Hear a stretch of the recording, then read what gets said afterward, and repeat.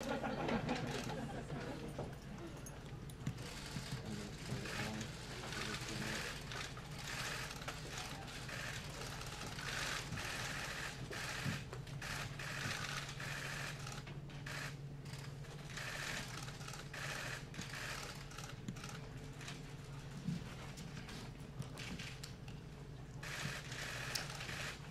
you all for being here.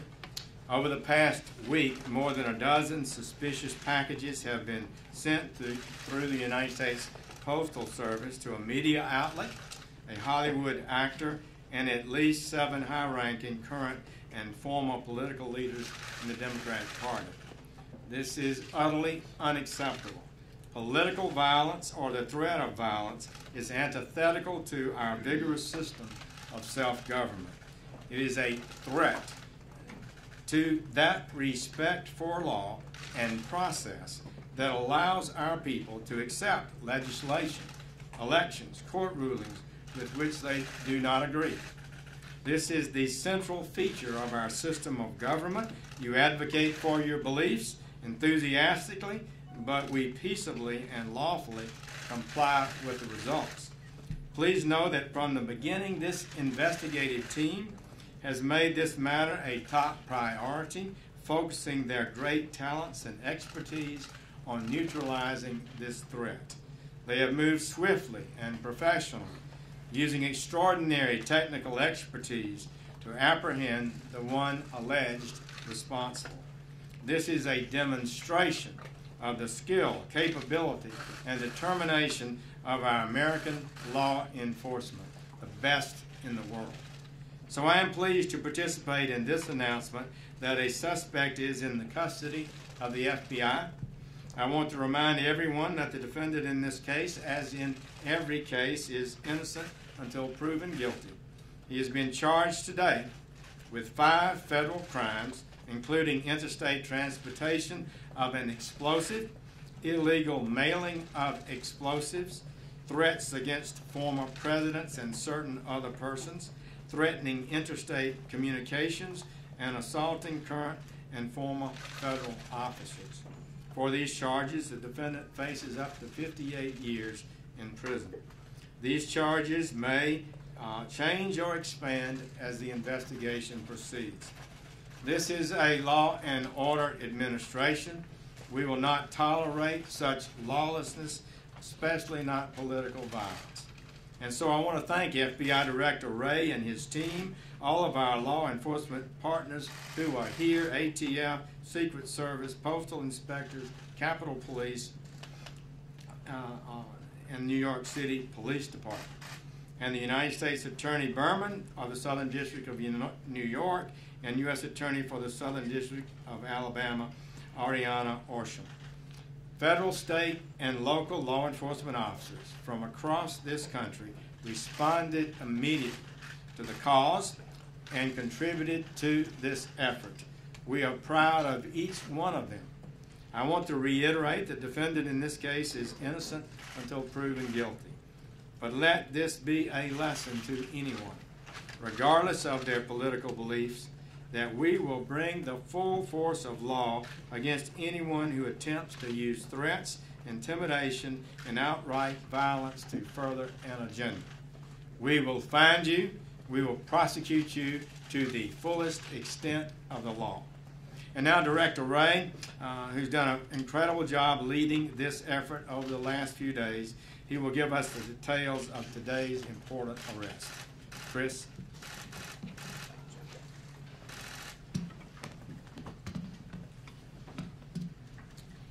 As the Attorney General has confirmed, we have arrested Cesar Sayoc in connection with this investigation. As our investigation is still ongoing, I may not be able to answer questions about his background or about his motive. What I can say is that this was a nationwide investigation of enormous scope and of the greatest importance. Our investigation ranged from New York to Delaware, to Maryland, to the District of Columbia, to Florida, to California. And as it always does, the FBI responded with every resource we've got, including our Joint Terrorism Task Forces, our Counterterrorism Division, and our world-renowned experts at the FBI lab in Quantico. But and I really can't underscore this enough, we did not act alone, as you can see from the agencies and departments represented up here today. A threat of this scope and of this magnitude requires all of us working shoulder to shoulder. And today's arrest is a testament to the strength of our partnerships and what we can do when we all work together. I want to acknowledge the many partners who helped in recovering and transporting these IEDs to our lab in Quantico. This is dangerous and highly skilled, specialized work that requires great care, and we're incredibly grateful to all those who helped us in that effort in getting those devices to our lab from around the country. We can confirm that 13 IEDs were sent to various individuals across the country. Each device consisted of roughly 6 inches of PVC pipe, a small clock, a battery, some wiring, and what is known as energetic material, which is essentially potential explosives and material that give off heat and energy through a reaction to heat, shock, or friction. Though we're still analyzing the devices in our laboratory, these are not hoax devices. I want to focus for a moment on the amazing work of our folks at the FBI lab. Based on their initial analysis, they uncovered a latent fingerprint from one of the envelopes containing an IED that had been sent to Congresswoman Maxine Waters. We have confirmed this fingerprint is that of Cesar Sayoc. There is also a possible DNA connection between samples collected from pieces of 2 different IEDs mailed in separate envelopes and a sample previously collected from Sayoc in connection with an earlier arrest down in Florida. This is phenomenal work with the greatest pressure under an incredibly tight time frame. We see unbelievable work like this on TV and in Hollywood, but to see it up close in reality is something to behold. And we are so proud of our team at the lab for their work in keeping people safe and helping us to find the individual responsible. Late last night, we also turned to our partners in the Florida Department of Law Enforcement for confirmation of this DNA connection, and we want to thank them in particular for their very quick work. I also want to thank the men and women of the FBI's Counterterrorism Division, who remain on high alert every day to try to keep the American people safe from harm, and who move quickly and efficiently into action every single time. Today's arrest doesn't mean we're all out of the woods. There may be other packages in transit now and other packages on. So we need the help of everyone out there, every citizen, everyone in law enforcement, everyone we've got to help with this investigation in the days to come. If you've got any information, please call us on our tip line at 1-800-CALL-FBI or our email line tips.fbi.gov. No piece of information is too small. Every tip could be the one that leads to something very important. And of course, if you see something suspicious activity, please call your local authorities. We need all hands on deck. We need to stay vigilant. Finally, I want to thank our partners. Too many to name from across the country because we cannot do this work alone. Everyone up here today understands that, and we take that to heart every single day as we do the hard work together of protecting 325 million Americans. Now I'd like to turn the podium over to Commissioner O'Neill from the NYPD.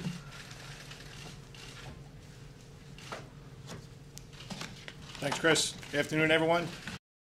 The men and women of the NYPD, quite frankly, all the people in New York City, I want to commend and thank all of our local, state, and federal law enforcement partners in this effort, including the Attorney General's Office and the U.S. Attorney's Office for the Southern District of New York. Our NYPD detectives, along with FBI and ATF agents, postal inspectors, New York State Police, and many others, they are one team on our Joint Terrorist Task Force.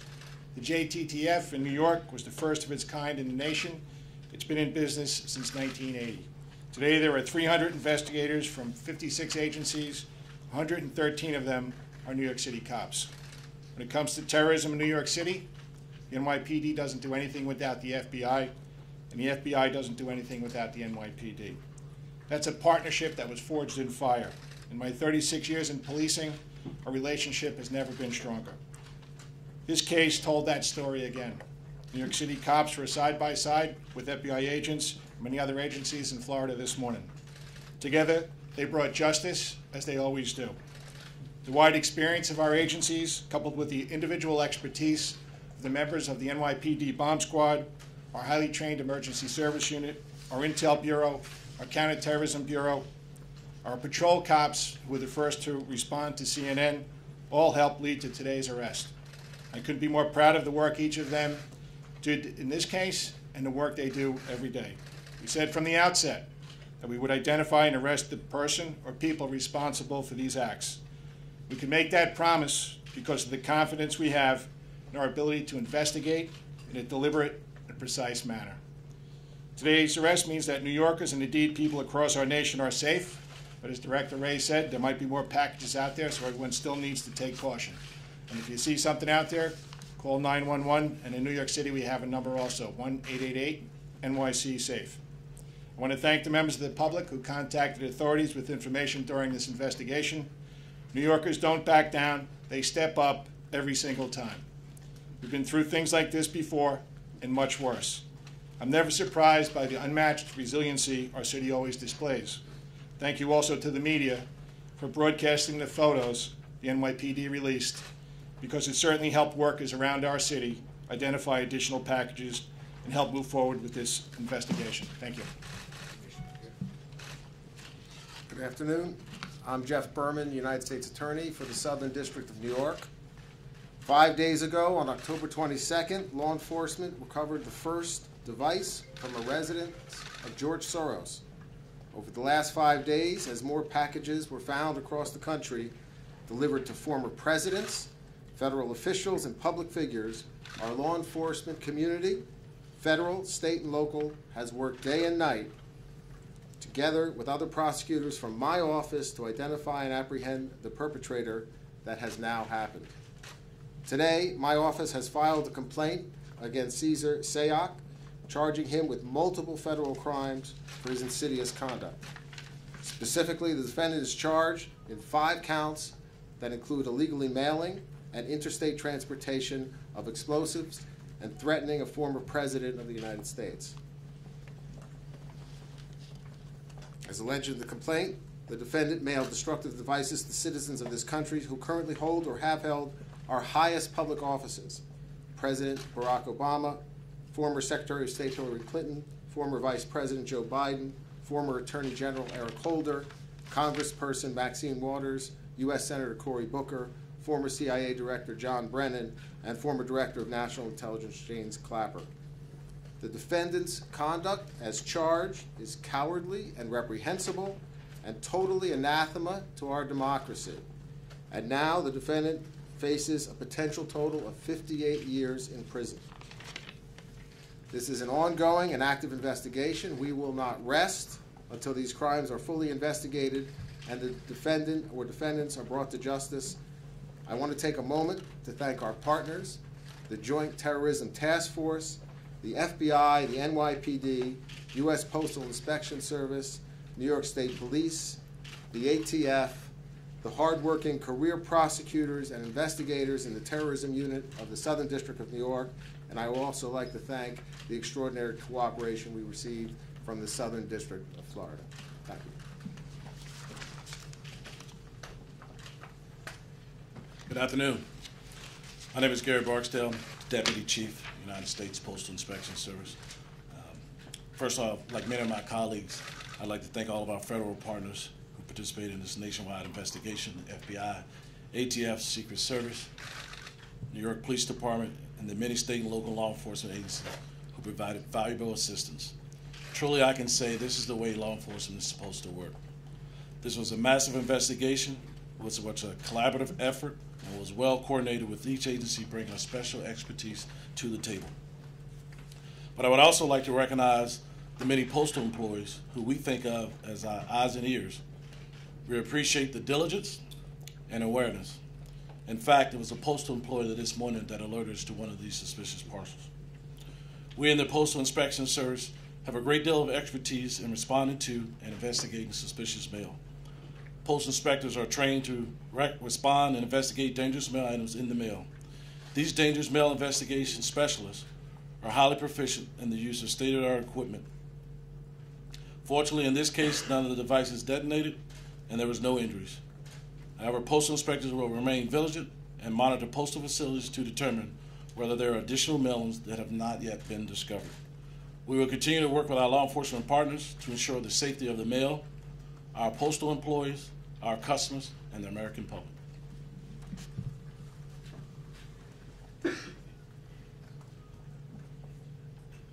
Good afternoon. Tex Ellis, the Secret Service Director. Just as the other speakers have emphasized, I just want to comment on the importance of cooperation here. We were in the forefront of this with receiving early packages on Tuesday and Wednesday, and fully engaged with the Joint Terrorism Task Force and other federal partners. I just want to acknowledge the great work done by the FBI, ATF, the Postal Service and inspectors, New York City Police, Capitol Police, and then the different states involved, New York, Florida, California, Delaware, Maryland, and even the District of Columbia. So, and I also want to spend just a few minutes to emphasize how seriously the Secret Service takes these threats, how important it is to provide protection to our protectees, including former presidents and the current president and vice president, and just thank our agents and officers and analysts who not only investigate cyber and financial crime, but provide world-class protection to our protectees. I think they've done outstanding work here.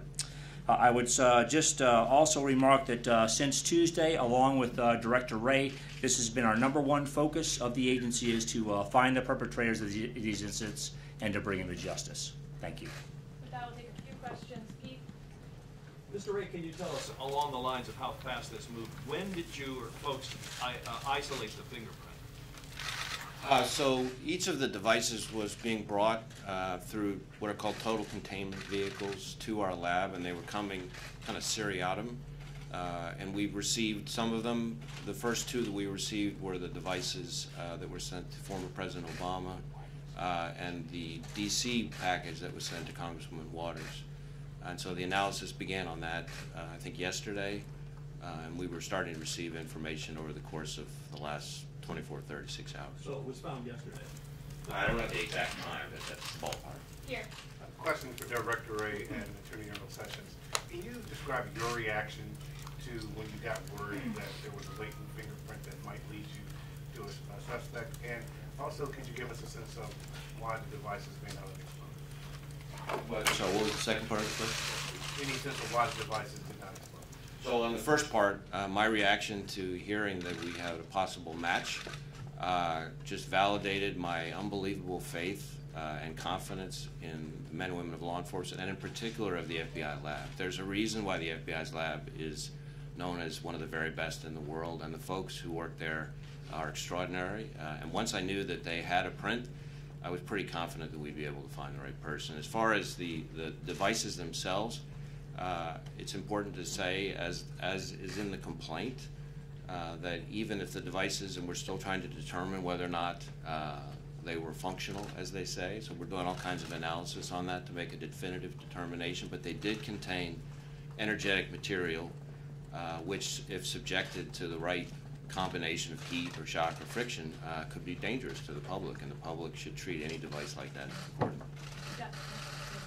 Attorney General Sessions, could you tell us plainly, why was he targeting Democrats? I don't know, other than what you might normally expect. He may have been appears to be a partisan, but that would be determined by the facts as the case goes forward. I'm not able to comment on that. Is he cooperating? We're not going to be discussing where the investigation stands at this time. I'm just curious what role you think the rhetoric in the political arena might have played in this, and is that giving you more work?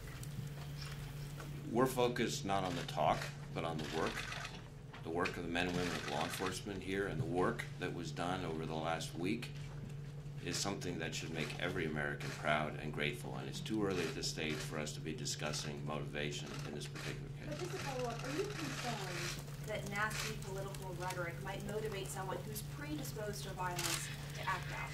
We're concerned about people committing acts of violence under any motivation. Kevin. Director, do you believe that he's the only one involved in this campaign? And you continue to make reference to other devices that might be out there. Do you have any sense of how many that are still in the stream? So, as I said at the outset, and I think the Attorney General said as well, this is very much an active and ongoing investigation. We do believe that we've caught the right guy, but we also know that this is an ongoing investigation, and there's a lot of work still to be done, which means there's still plenty of unanswered questions. We'll do last question. Oh, that my question? Yeah, that was my question. Matt. When did you first brief President Trump on having a suspect in custody? And if you could say what was his reaction? I'm not going to get into our discussions with the President. I will say that I received a very nice congratulatory call from the President shortly before heading over here and saw his remarks that he made at the White House. And I think he, like every American, is and should be proud of the unbelievable work that was done not just by the FBI, but by all of our law enforcement partners across multiple states in this. I think Commissioner O'Neill said it well. The partnerships that exist in the law enforcement profession right now in this country are extraordinary, are better than they've ever been, and it's exactly what the doctor ordered for this country at this time. Thank you so much. Director, on which package did the DNA sample come from?